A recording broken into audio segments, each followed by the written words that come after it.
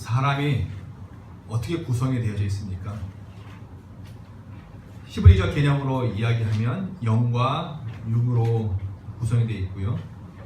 헬라적 사고로 바울의 언어로 이야기하면 영과 혼과 육으로 구성이 되어 있지요. 그래서 헬라적으로 영과 혼과 육을 히브리적으로 얘기하면 히브리적 사고로 이야기하면 혼과 육이 되어지는 겁니다. 어쨌든 사람은 영과 혼과 정신세계 그리고 육으로 구성이 되어 있습니다. 각각의 생명이 따로 있는 것이지요. 그런데 어떻게 하면 온전한 삶을 삽니까? 영이신 하나님을 맞이하여서 우리의 영이 제대로 서야죠. 그 아래에서 우리의 정신과 우리의 육이 질서를 잡고 정돈되어지는 것입니다.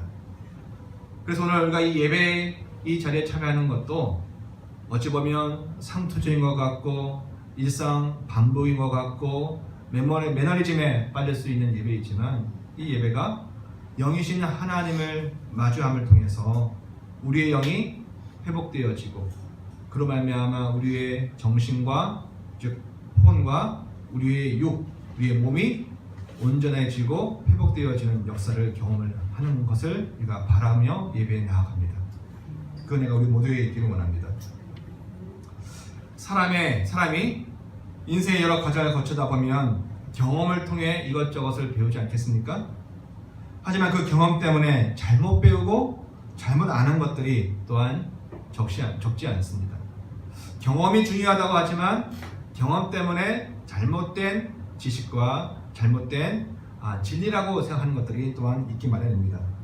그 중에 이런 것들도 있습니다. 애쓰고 힘써도 안 된다. 자꾸 실패하고 또 넘어지니까 살다 보면 인생이 내 마음대로 되어지는 것이 아니구나. 인생이 할 수 있는 게 아무것도 없구나 라고 하는 허무주의에 빠질 수도 있습니다. 무기력해지기도 합니다. 그렇게 생각합니다. 더 나아가서는 무엇이 옳고 무엇이 그른지 꼭 내가 이것을 해야 하는가 저것을 거부해야 하는가 라고 하는 옳고 그름의 문제도 정확해지지 않습니다. 판단이 안 되어지죠. 그냥 난 가만히 있을래. 매 순간 그냥 운명이 나를 이렇게 데리고 가겠지, 상황이 나를 인도하겠지 라고 하면서 나는 아무것도 없고 상황에다가 자신을 맡기며 사는 그런 일들이 있곤 합니다. 굳이 삶의 방향을 정하고 또 그쪽으로 달려가고 마음을 쓰고 애를 쓸 필요를 느끼지 않습니다. 어차피 안 되는 거니 그냥 되는 대로 살아야지. 그냥 지금 맛있는 거 먹고 재미있게 살고 그것이 최고의 선이다 라고 여기지요. 그러다 보면 정말 옳은 것과 정말 그런 것의 경계점이 사라집니다.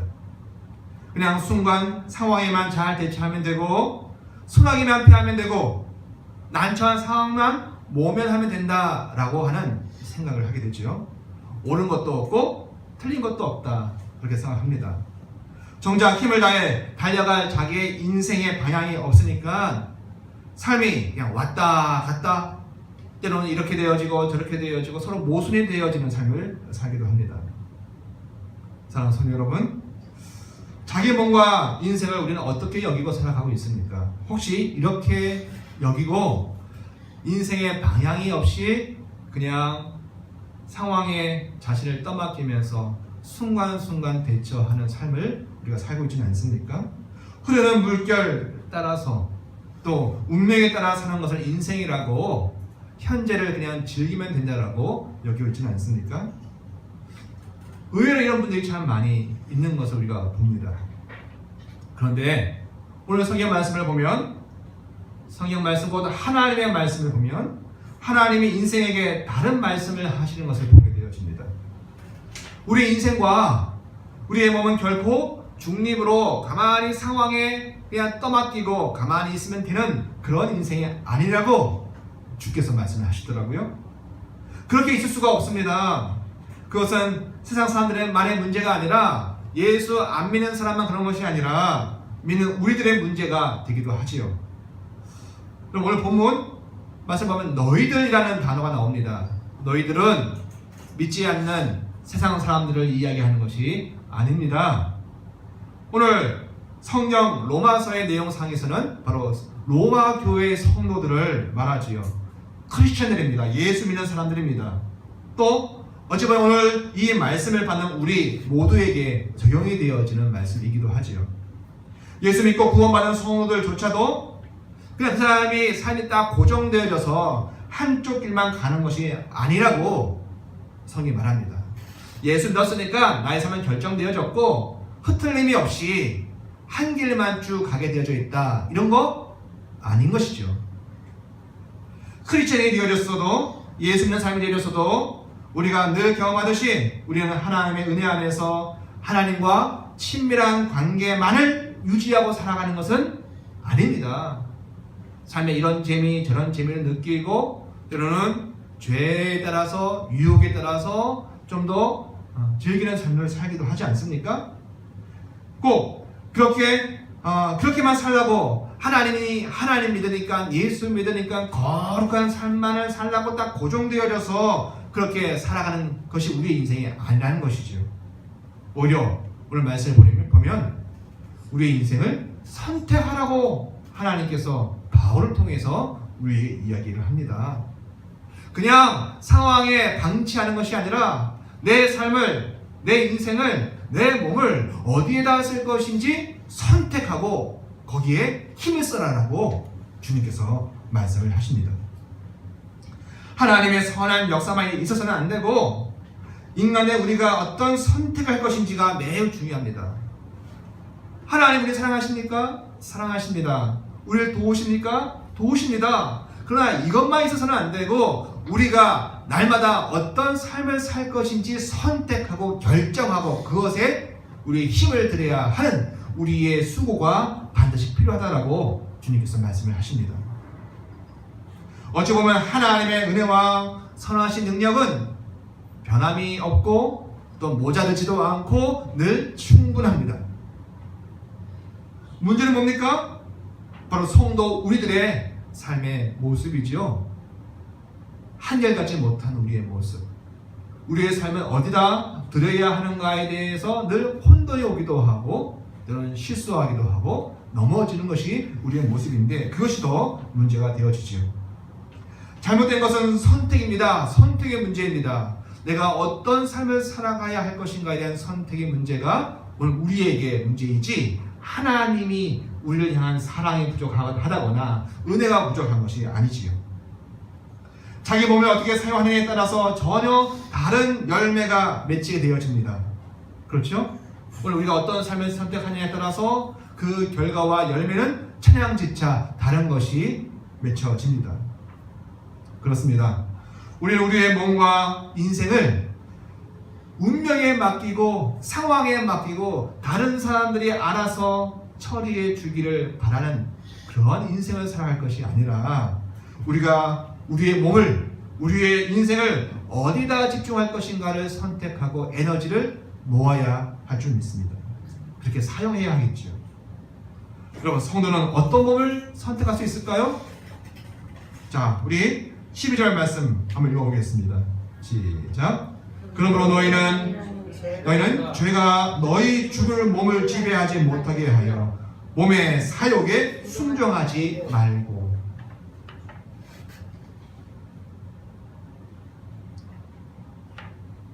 12절 이 말씀을 뒤집어 보면 죄가 우리를 지배하는 것을 우리가 선택할 수 있다라는 말이 됩니다.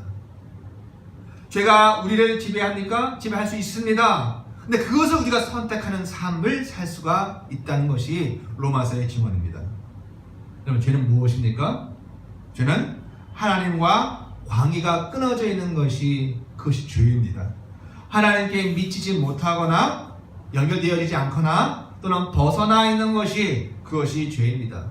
그러니까 모자라도 죄이고 지나쳐도 죄이고 관역이 안 맞은 것도 죄입니다. 하나님이 우리의 창조주이실 뿐만 아니라 지금도 세상 모든 일에 관여하시고 그 속에서 하나님의 뜻이 드러나기를 원하시는 사실을 무시하거나 간과하는 것이 죄입니다. 그런 상태가 죄이고 또 그것을 하게 하는 것도 죄입니다. 다시요. 하나님과 분리되어져 있고 관계가 끊어져 있고 미치지 못하고 넘어서 있는 것, 그런 상태도 죄입니다. 그런데 그렇게 우리를 자극하고 우리를 그렇게 만드는 인격이 있고 실체가 있는 것도 죄입니다. 결과도 죄이지만 그렇게 하게 하는 것도 죄가 된다는 것이지요. 죄는 결과의 모습이기도 하지만 인격을 가지고 의도를 가지고 우리에게 접근하는 살아있는 실체이기도 합니다. 아담과 하와가 선악을 알게 하는 지식의 열매를 먹어서 하나님과 분리되어진 것도 죄이지만, 그 결과도 죄이지만, 아담과 하와로 하여금 그렇게 먹게 하고 그렇게 분리되게 하는 뱀의 역사, 사단의 역사도 죄이라는 말씀입니다. 그런데 그 죄라는 것이 특별한 힘을 가질 때가 있습니다. 죄가 문 밖에 있고 눈앞에 엎드려 있을 때는 힘이 없는데, 그 죄가 힘을 발휘하고 강력한 능력을 발휘할 때가 있습니다. 끓는 기름에 물을 부으면 어떻게 될까요? 난리가 나죠. 불이 납니다. 그것처럼 죄라고 하는 것이 급속하고 강하고 강력하게 힘을 발휘할 때가 있습니다. 저는 그것을, 저 설교자, 저 허준행 목사는 그것을 영적인 조바심이라고 부르고 싶습니다. 영에 반응하지 못하니 육신의 것에, 육의 것에 집착하여 조바심을 갖는 것, 그것이죠. 우리말 성경에서는 너희 죽을 몸이라고 되어 있지만 더 정확하게 표현하면은 너희의 죽을 운명의 몸, 너희가 죽을 운명이 가지고 있는 그런 몸이라고 이야기할 수가 있습니다. 하나님께서 가인에게 말씀하셨지 않습니까? 하나님께 제사 드렸는데 받아들여지지 않았을 때에 그가 분노하고 안색이 변하였습니다. 근데 하나님 미리 말씀하셨죠. 죄가 너의 문 앞에 엎드러져 있다. 웅크리고 있다. 죄를 다스려라. 선을 행함으로 하나님과의 관계를 끊임없이 유지함으로 그 죄를 정복하라고 말씀하셨지만, 자기 속에 있는 분노, 자기 속에 있는 이기심, 그리고 경쟁심이 가인으로 하여금 죄에 사로잡히게 했던 것이죠. 여러분, 예수 믿고 구원받고 영생하는 우리에게는 두 개의 몸이 있음을 압니다. 죽을 운명의 몸이 하나가 있고요, 또 하나는 원래 얘기했던 영생하는 몸이 우리에게 있습니다.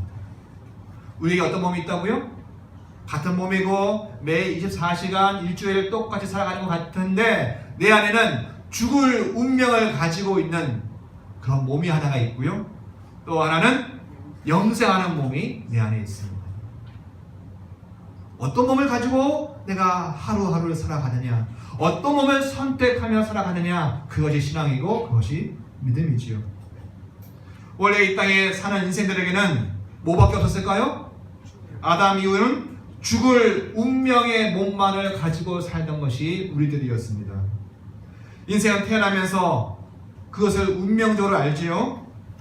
그래서 안 죽으려고 기렸습니다. 어떻게 하면 안 죽을까? 라고 사회적으로, 경제적으로, 관계적으로도 어떻게 하면 안 죽을까? 어떻게 내가 살아있음을 증명해 보일까? 그것을 애쓰며 살아가는 것이 인생이라 할 수 있습니다. 그러나 그것이 불가능하다는 것을 우리가 다 알지 않습니까? 즉각적으로 압니다. 그리고 그 차선하에 죽지 않기를 원했지만 죽지 않을 수 없다는 것을 안 다음에는 차선으로 하는 것이 무엇입니까? 죽고 나면 못 가지니까 지금 다 가져야 한다라는 거죠. 죽음의 불안감 때문에 나중에 일어날 것은 안 된다는 거예요. 지금 다 이루어야 한다. 지금 다 소유해야 한다. 지금 먹어야 하고 지금 가져야 하고 지금 다 내가 관장해야 한다라는 겁니다. 죽기 전에 해보려고 하고 다 가져보려고 하지요. 지금 손에 쥐고 있지 않으면 사람이 불안해합니다. 조급해합니다. 그리고 스스로를 향해서 조바심을 내지요. 뿐만 아니라 옆에 있는 사람들을 향해서도 조바심으로 즉각적인 행동의 변화를 요구하며 하고 이렇게 저렇게 말하기도 하고 강요하기도 하고 그것으로 나는 또 스트레스를 받기도 합니다. 이렇게 죄가 우리의 죽을 운명의 몸을 자극하게 되어지면 그때부터는 다른 소리가 안 들립니다. 내 조바심만 들립니다. 내 몸에서 이야기하는 죽을 운명이 이야기하는 그 소리만 듣게 되어집니다. 자기 생각에 사로잡히고 그것이 사실이라고 믿습니다. 내 생각이 사실이라고 죽을 운명이 이야기한 것을 들어놓고는 그것이 사실이라고 강하게 믿습니다. 소원히 여기고 미워하고 그리고 남을 판단하지요.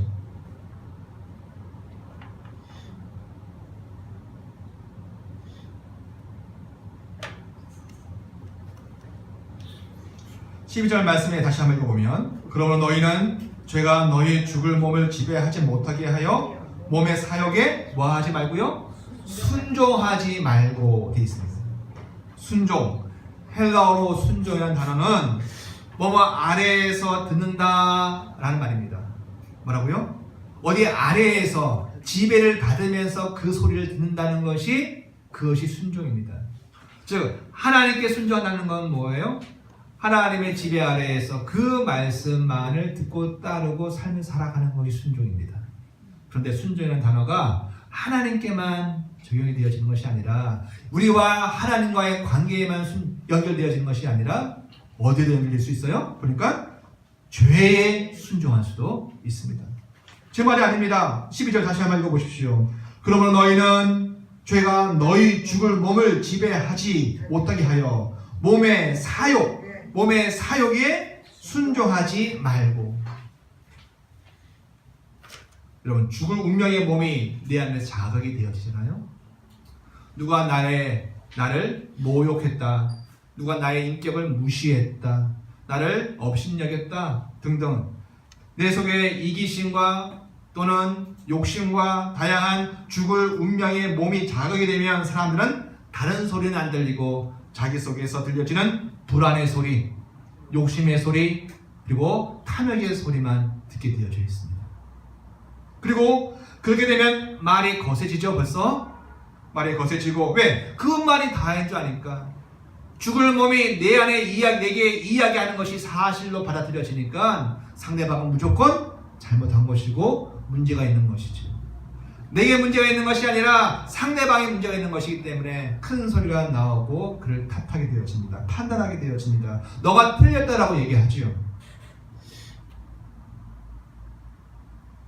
그렇게 말이 거세집니다. 아니, 말이 거세지지 않는다 하더라도, 심지어 부드러운 말로 이야기한다 하더라도 다른 사람들과 세상을 하나님으로부터 끊어지게 만드는 말을 하게 되어집니다. 그의 인격을 무시하고 그를 저주하고 그것을 탓합니다. 사실은 자기의 욕구, 불안 때문에 하는 말이지만 그것을 사실이냐, 너를 위한 것이냐, 그렇게 우리는 포장하면서 이야기하곤 합니다. 죄에게 이용이 되어져서 찌르고 상처 주고 그리고 저주하는 말을 하게 되어집니다. 어떤 인간상이죠? 바로 가인의 인간상이 그러셨습니다. 가인의 이름의 뜻은 창을 잡은 자이었다고 말씀드렸죠. 그래서 늘 문제의 원인은 누구예요? 상대방에게 있는 거죠. 너가 잘못했고 너가 문제가 있어서 너를 탓해야 되는 것이죠. 가인이 하나님께 제사를 드렸음에도 불구하고 그 제사가 받아들여지지 않은 것은 누구의 문제였습니까? 아벨의 문제였어요? 아니요, 자기의 문제였습니다. 그럼에도 불구하고 옆에 있는 아벨을 보면서 가인은 경쟁심과 시기심과 자기 존재에 대한 무력감을 느끼고 그를 결국 죽이게 되었습니다. 예수를 믿어도 영생하는 몸이 내 안에서 반응하지 않는 경우가 태반입니다. 예수를 믿고 교회에 다니고 신앙을 하고 하지만 내 몸에서 영생하는 몸이 반응하지 않고 죽을 운명의 몸이 반응을 할 때 우리는 세상 사람들과 아무 차이가 없습니다. 그럴 때 똑같은 이기심과 똑같은 저주와 똑같이 탐욕에 젖어들어 살게 되어져 있습니다. 그래서 그런 면에서 우리는 역시 죄인입니다. 우리 믿는 자는 즉각적으로 죽을 운명의 몸에 반응하며 살게 되어 있지요. 왜? 우리는 이랬든 저랬든 어떤 몸을 가지고 있어야만 이 땅에서 살 수가 있기 때문에 그렇습니다. 영생하는 몸을 나의 몸으로 삼을 것인지, 아니면 죽을 운명의 몸을 나의 몸으로 삼을 것인지, 둘 중에 하나는 해야 되기 때문에 그렇습니다. 그냥 나는 아무 생각도 없이 환경과 남의 의견과 상황에 의해서 왔다 갔다 하는 것이 아니라 나는 반드시 어떤 몸인가를 입고 있어야 하기 때문에 그렇습니다. 하나님과 상관이 없는 삶을 살게 됩니다. 심지어 우리의 말과 행동이 죄가 사용하는 무기가 되어집니다. 나는 그냥 내 마음에 원하는 대로 내 뜻대로 산 것 같은데 성경 말씀을 보니 우리가 죄에게 이용이 되어져서 죄가 세상을 다스리고 세상을 악하게 만들고 세상을 더 저주스럽게 만드는데 우리를 도구로 사용하고 우리를 무기로 사용한다는 거죠. 13절 초반의 말씀입니다. 시작. 또한 너희 지체를 불의에 뭘로 드려요? 무기로 죄에게 내어주지 말라라고 말씀합니다. 그 얘기는 우리의 몸이, 우리의 언행이, 우리의 삶이 죄의 무기가 되어져서 이 땅의 악을 더 확대하는데 사용될 수가 있다는 말이죠. 창세기 4장을 보면 가인의 계보가 나옵니다. 그 계보에서 야발이라는 사람이 나오는데 야발은요 목축을 시작한 사람입니다. 또 유발이 나오는데요, 유발은 음악을 시작한 사람입니다. 또 두발가인이라는 사람이 나오는데 그 사람은 철을 만들어낸 사람입니다. 굉장한 사람들이죠. 이 땅에 문화와 문명과 삶의 이로운 것들을 만들어낸 사람들이라고요. 자연계, 물질과 생명들을 이용을 해서 인간이 할 수 있는 문화와 문명을 극대화하고 최고조에 이르게 했던 사람들이 어떤 계보에 속해 있었어요? 아벨의 계보, 셋의 계보가 아니라 바로 카인의 계보, 그 계보 속에서 일어난 것이지요. 그러나 그들의 내면은 어떠했습니까? 자연 생태계를 그 누구보다 잘 알고 음악과 예술의 깊은 조예와 교양이 있고 교양이 있는 것 같고 과학을 일궈내고 그래서 많은 돈을 벌어내고 부자가 되어지고 거대한 도시를 이루어갔던 가인의 계보들이었지만 그들의 인간의 내면은, 그 속의 인간의 내면은 점점 잔인해짐을 우리는 압니다. 창세기 4장 23절의 말씀을 같이 한번 읽어보겠습니다. 라멕이 아내들에게 이르되 아다와 실라여 내 목소리를 들으라. 라멕의 아내들이여 내 말을 들으라. 나의 상처로 말미암아 내가 사람을 죽였고 나의 상함으로 말미암아 소년을 죽였도다. 가인을 위하여는 벌이 700일째인데 라멕을 위하여는 벌이 77배이로다 했더라. 이런 겁니다. 누가 나를 조금만 건드리면 내가 가서 죽여버리겠어. 이게 라멕과 가인의 계보가 가졌던 인간 내면의 모습입니다.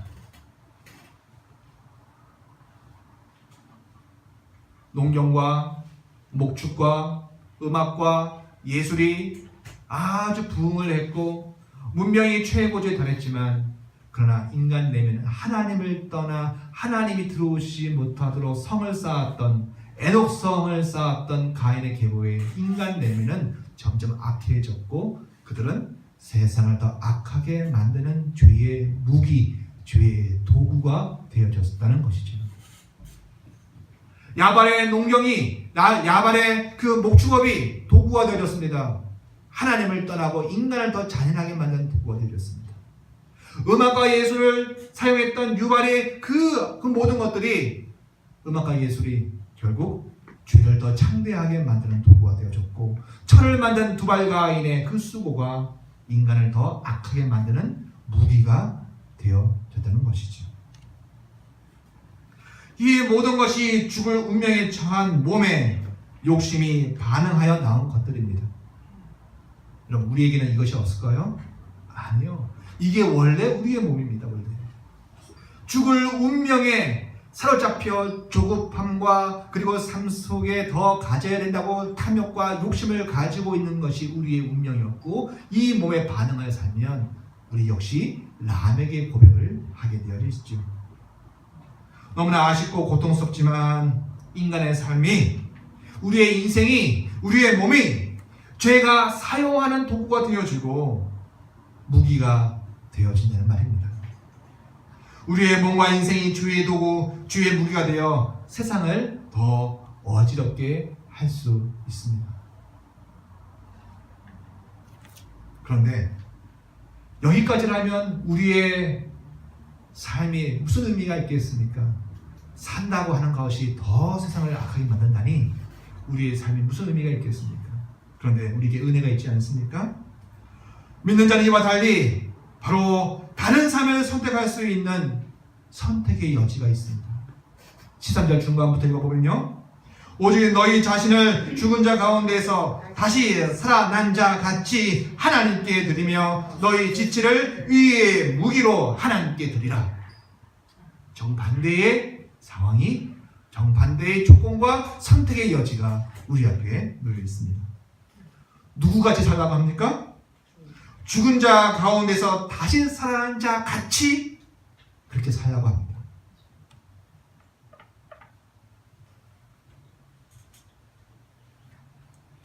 우리말의 이 표현은 조금 오해의 여지가 있습니다. 뭐뭐 같이라고 하는 이 비교를 이야기하는 이 말은, 단어는 어떻게 들으면 사실은 그렇지 않은데 그렇게 그냥 생각으로 여겨라, 그렇게 들릴 수 있다는 거죠.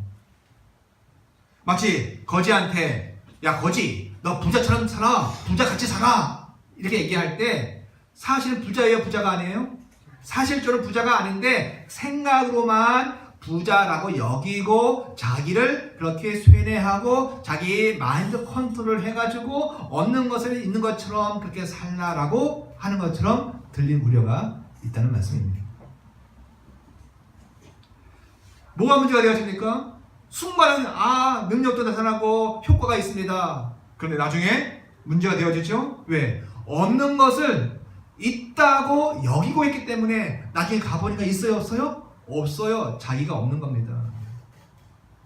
이런 게 다 철학이고 이념이고 사상이기도 합니다.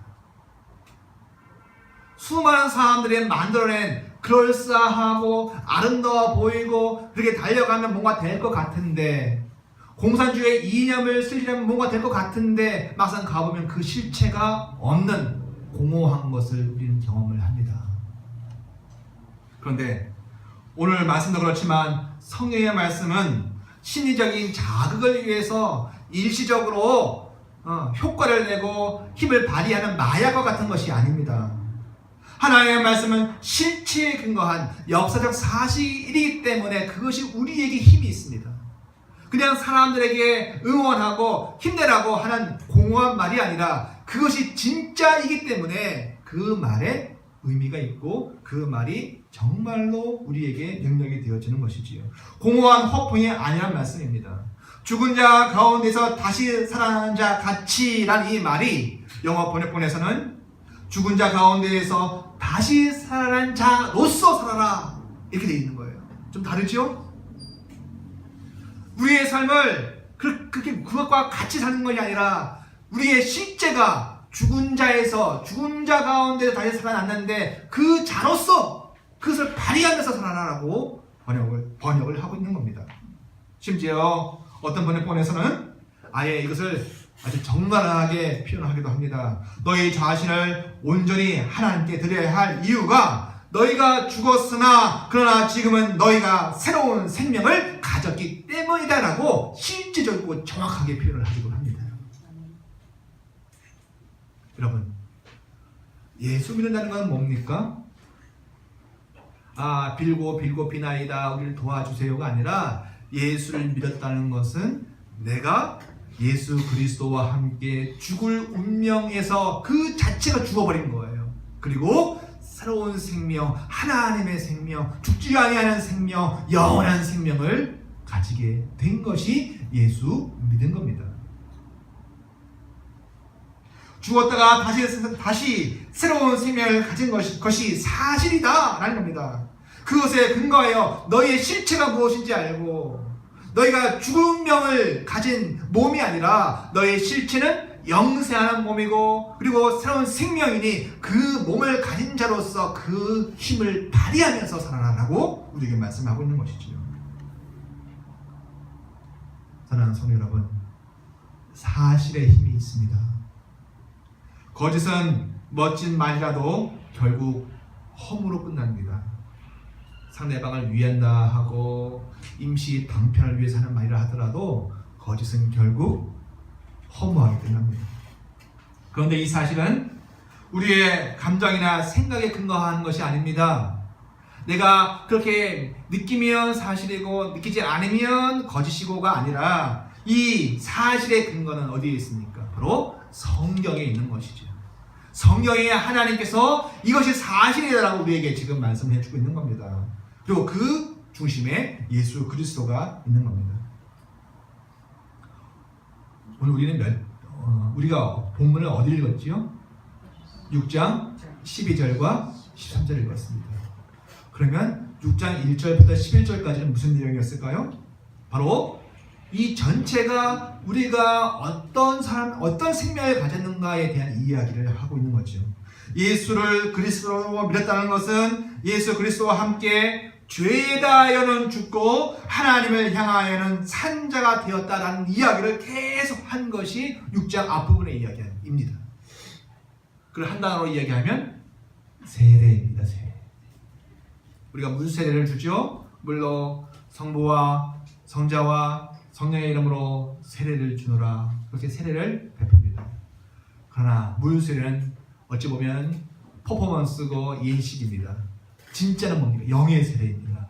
내가 예수 그리스도와 함께 십자가에 죽을 운명 그 자체가 죽어버리고 그리고 새로운 생명, 영의 생명이 내 안에 들어옴을 믿고 알게 되어진 것이 진짜 세례이죠.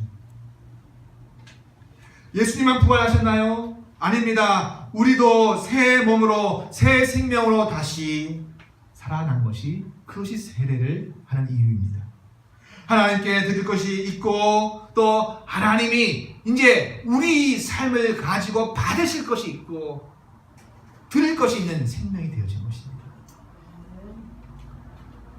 사랑하는 성도 여러분, 우리는요 고귀하고 아름다운 보배와 같은 것을 하나님께 드릴 수 있는 몸을 가지게 되셨습니다.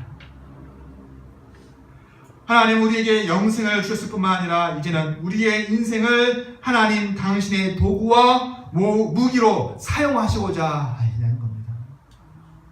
어둠을 깨뜨리시고 무지와 죄악 속에 갇혀있는 이들을 구해내시는 무기와 도구로 우리를 사용하신다는 말씀이죠. 그래서 수많은 믿음의 선진들이 고백한 것이 무엇입니까? 하나님 감사합니다.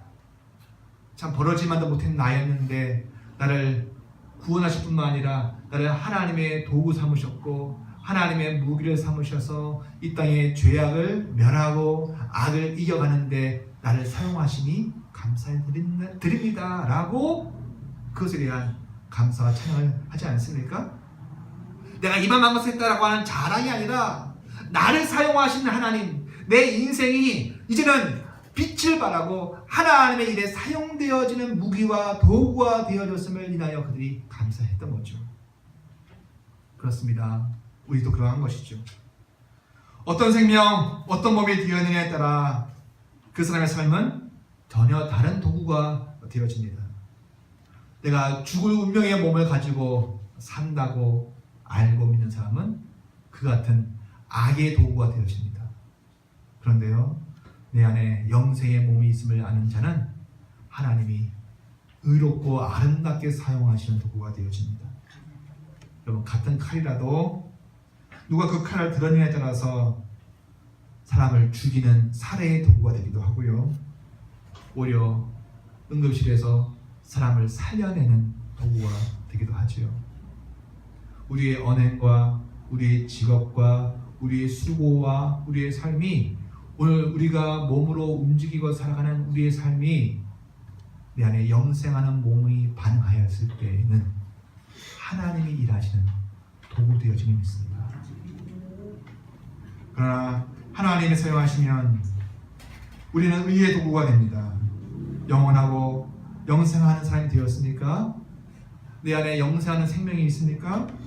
그렇다면 마땅히 그 생명이 가는 길을 힘을 다해 가시는, 그래서 하나님의 의의 도구가 되어지시는 수많은 사람들에게 하나님의 빛을 전하는 하나님의 무기 되어지기를 바랍니다. 기도하시겠습니다.